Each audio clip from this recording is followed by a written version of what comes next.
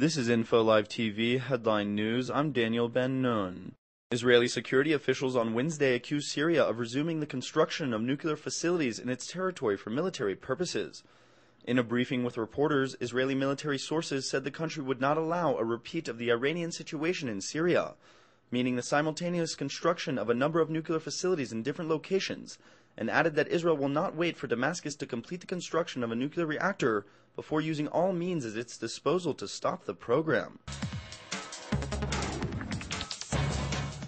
An international peace negotiations summit is set to be held in Egypt in November, with representatives from Israel, the Palestinian Authority, and members of the Quartet, meaning the United States, Russia, the European Union, and the United Nations, in attendance. A senior official in Jerusalem said the gathering is a result of a compromise between the U.S., Israel, and the Palestinians. The summit is to be used by Israel and the PA to brief the Quartet on the progress made in the peace negotiations.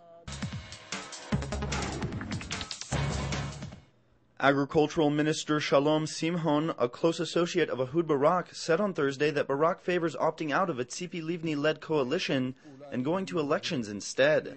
The minister said that from the point of view of the Labour Party and the State of Israel, going to elections would be the right thing to do, and said that Barak agreed with his position.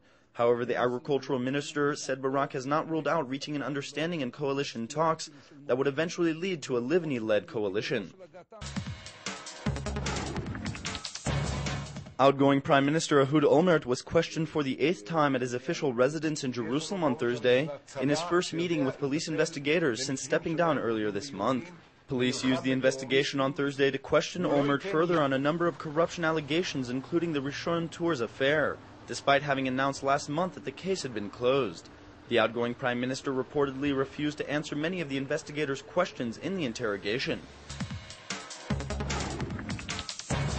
The Tel Aviv Stock Exchange opened to sharp losses on Thursday, just hours after the U.S. Senate approved a landmark $700 billion bailout package for the beleaguered American financial sector.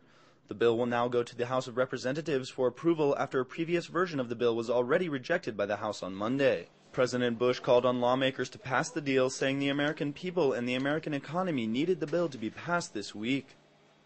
Thank you for watching Info Live TV, Israel's only internet television channel that broadcasts in 4 languages from Jerusalem to the world.